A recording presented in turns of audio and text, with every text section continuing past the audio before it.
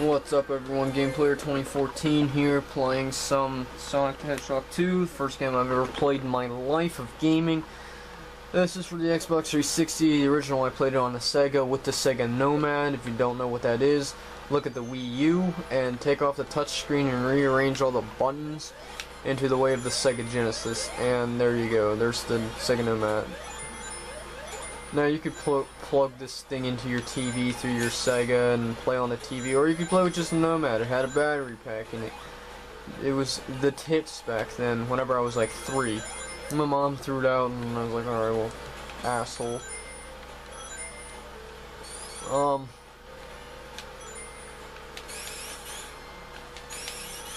was gonna say, what the fuck. So that was the first thing I've ever owned. Then I got a PS1. I smashed my PS1 at the age of, it must have been first grade, because then later that year we got a PS2. I think it might have been like 2001. Yeah, my sister was just born, so yeah, it was 2001. So 2001 I got a PS1, or not PS1, PS2. Loved the thing, got a bunch of games for it, beat a couple games for it, got a lot of games for it. Anyway, I'm gonna tell a story. It's gonna be sort of like a critical story, but this one happened to me. It's gonna be a little different. You know, back in the 6th grade. Okay, this is. I'm sort of sounding a little like critical shit. Oh fuck. I think it's just because my voice is still getting deeper, still hitting puberty, and I'm like fucking 21. And I'm 22 right now. So anyway. So, back in the 6th grade, there was this girl. She was blonde, she was cute, and she was smart. Bleach blonde, very smart, very cute. I really liked her. So yeah, we became friends and whatnot. I got her number and whatnot. I forget how the fuck I managed that. I guess women sort of do like red hair and blue eyes. And if I didn't have red hair, it'd be blonde hair. And that'd be a Hitler baby, as people would call it. I actually didn't know a code. I knew one Hitler baby. And the oddest thing was, I think he was a Nazi. So anyway, this girl really liked me. We started flirting with each other, you know, just for fun, just to, you know, play around. Cause I knew how girls and guys would just flirt with each other, you know, just for fun, you know, to fuck with each other.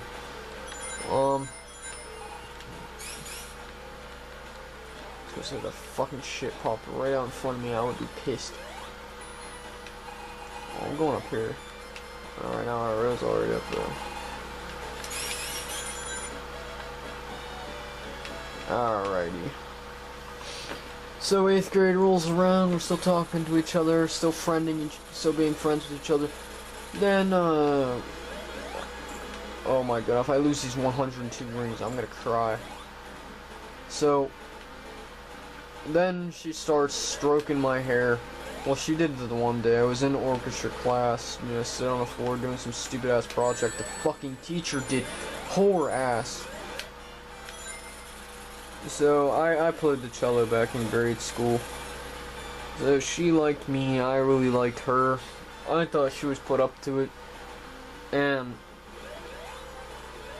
I sort of think she was, and I sort of think she wasn't.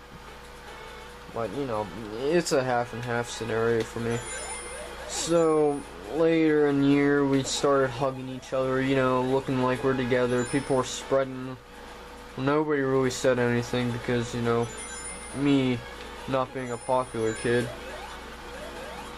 Actually, I shouldn't say that because I think social standards really didn't matter whenever I hit 7th and 8th grade, and all the cool kids were talking to the nerds, and the nerds were talking to the cool kids, and everybody basically established their own group. It was sort of like communism. You communicated with everyone, everyone communicated with everyone.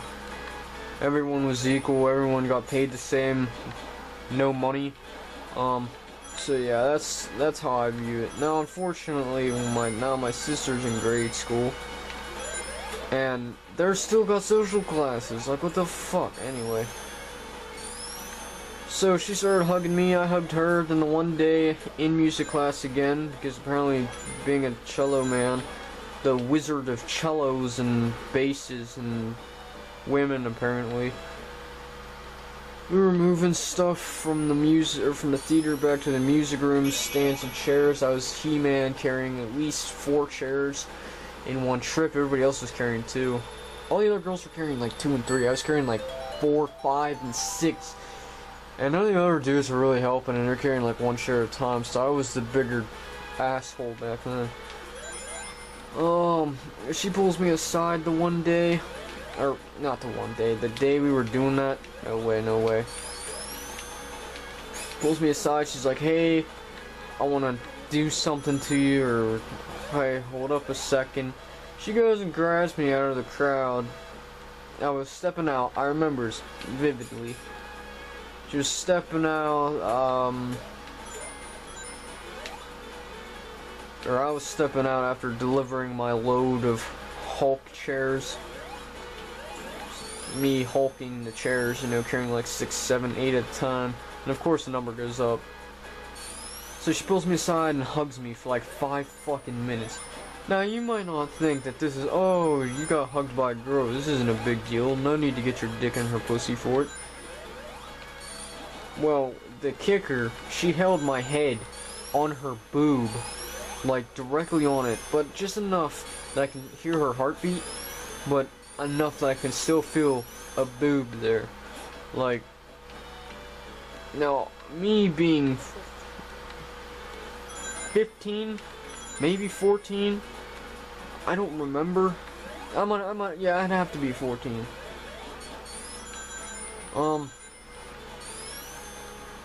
So yeah, me being 14, I apparently was a player with women. And then the end of that year, the very end of that year, whenever school was getting ready out, we were in music class again. So yeah, boys, so yeah, gentlemen, if you want to get a girl to play an orchestral instrument, I'm really not too smart on vocabulary. I never was good at it. I'm never bad at it. I just fucking hated it. Anyway, so she goes up to me, and I see her. She's talking with this other dude, and she comes up, and she comes up to me. I'm just sitting there minding my own business, listening to some fucking Ozzy Osbourne. No. But the power of Ozzy Osbourne, how did that happen? Alright, whatever. It's just a fucking game. So I think I was listening to Ozzy Osbourne. Definitely wasn't listening to Eddie Money at the time, because I didn't know, or I didn't have Eddie Money on my iPod. I only had like, what, 70... No, I must have had 100. Because I know I had Led Zeppelin. Well, oh no, that's the Rolling Stones. Wild horses. Anyway, so I see her, she's talking with the one kid I sort of hate, but you know, whatever. Sort of hated him, sort of arrogant, sort of cocky. She goes and she's talking to him, and then for some fucking reason, beyond my dickhole and intelligence, she proceeds to approach my presence and slap wet lips upon thy cheek. So if you don't know what the hell I said, which is Old English apparently, I didn't even know I knew that language of Old English, which I wish I could talk in, because I think it just sounds pretty fucking cool. Oh yeah, you get to jump through the fucking floor, but I can't, asshole. Basically, she comes up to me randomly, just kisses me right. I look over, and she comes up and kisses me right on the fucking cheek. Now, you're probably thinking, Well, that's just a fluke. She was probably faking it. Now, the part of me that says she's faking it was the part that she might have been. I looked over, and this is just my opinion. I don't know what went on in her head. I don't. She knows, and what the other dickhead knows. Fact. But you dick titties. But you can understand my suspicion. I seriously just clear his whole. Oh no, this is first act. But you understand my suspicion. Comes up, kisses me on the cheek after I see her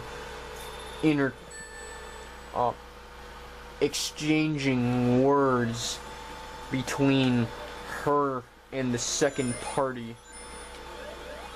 Or her and, I guess they were friends or something, I don't fucking know. So I think she was just put up to it in a sense, but, you know, I think her hugging me really sorta was the, I think that was real, but again, I don't really know. I don't live inside of a female's brain, nor do I really want to. Because I think there's some fucked up shit that goes inside of a female's brain, and I say the same for a male. Tit fuck me, silly. Oh, sniff that, Jerry Rice. Wanna beat your woman, huh? I'll beat your asshole. You shit. Alright, Palomalu. Shut the fucking thing, damn it. Alright. Fuck you. Alright, this is...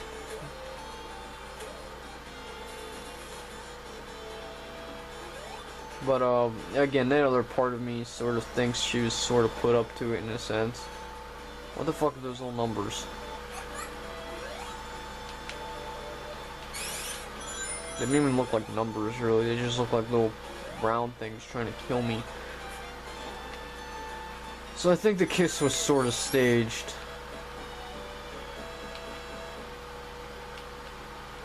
So... fucking titty. I got 9 lives, like a cat. Jump the checkpoint, because I just really don't give a fuck. No, don't jump off, you fucking whore bag. No, that's... Oh, and the nut jerker right here. The one that gives us all testicular cancer. The one where you put your microwave, or your balls in your microwave, and you give yourself testicular cancer. And this is exactly what I did. I ignored it. I should have probably asked her out, but then the next year she went out with somebody I fucking hated. You know, it was alright, but he just, they really never seemed truly happy together. They really didn't. And we never really spoke after that incident, which is really sad. Then I actually had another shot with a girl that was sort of smart, blonde again, about my size, 5'5", I guess. We were about the same height. I really liked her too. I mean, if I couldn't get with one, I'd go with her friend. So I actually had a shot with her. Then I blew that shot too early. I went and got too horny too fast and blew that chance. Now, this actually does end up being the critical portion of this story. I told her that she could, like, if she didn't know how to drive, I would teach her how to drive, and that's alright, fine and dandy. And then I went and made the silly mistake, hey, and we were just texting and shit, just random bullshit. I was like, hey, maybe you could sit on my lap and shit, and then I'll teach you how to fucking drive. And that's when I draw the line of being too horny too fast. Now you all might be thinking, wow, that's just fucked up. Looking back on it, I do agree with you. I didn't even know this even existed in this first act. There's 30 rings more. Oh, I didn't even know this one existed up here too. Cool. Alright, you want fuck it. 5 more fucking rings. Just give me the 5 rings. Yes, right there, right there. Yeah. Oh, just 2 more. Oh, yeah.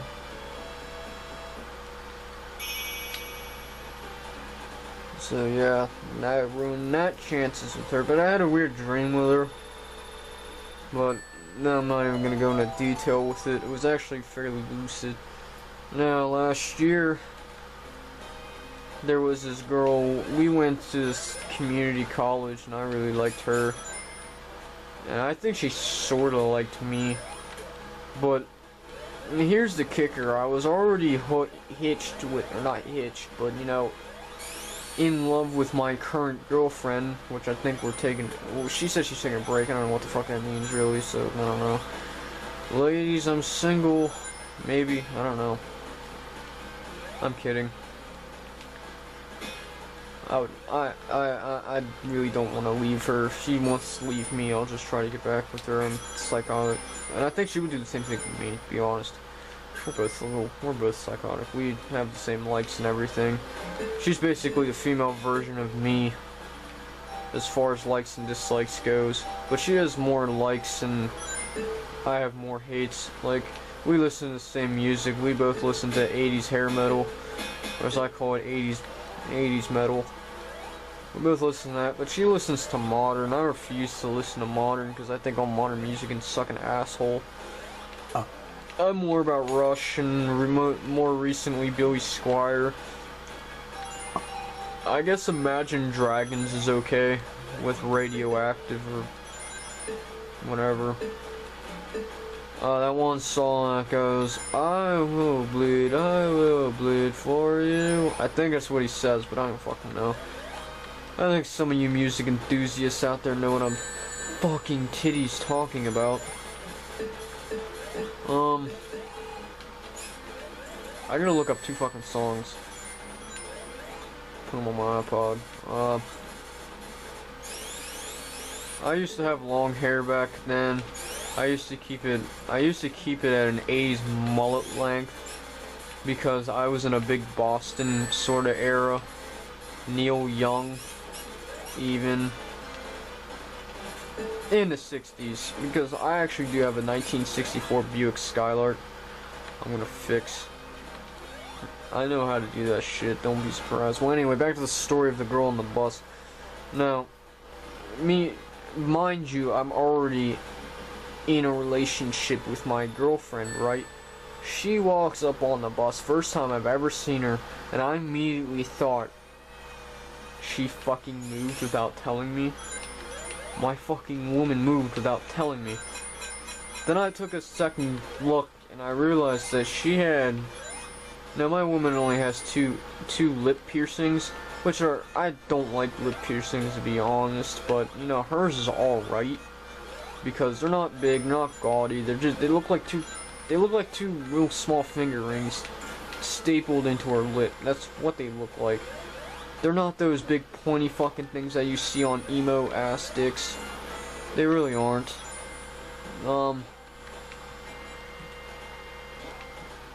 She had those weird pointy things, and she had eyebrow piercings, she had a nose piercing, she had eye piercings. Oh yeah, she had a Lion King tattoo. And she's had it since she was fucking 8 years old, I think. No, she had to have been 13 when she got it. And I was told by a coworker that actually knew this girl that her whole family's a bunch of Lion King freaks. Like, they were obsessed with it. They would go out and probably fuck a lion. Like, that's how fucked up he said they were. So I was gonna try to flirt with her, but, you know, me being shy and whatnot, I just really didn't try to. So, then I found out from the same coworker that her boyfriend was a heroin addict, but they hung out a lot in the downtown heroin-ridden city that I live in. Which, you asshole piece of vile fox thing. Okay, I'm surprised I didn't die there. So yeah, I was gonna tell him that he said that she's very sensitive, and I told her, you know what, just make her fucking cry. Tell her the truth, break it into her thing. I went and told a bunch of Xbox members that her boyfriend was like a heroin addict, and I was like, you know what, it's just pure choice, fuck it. I might complete this level, I might not.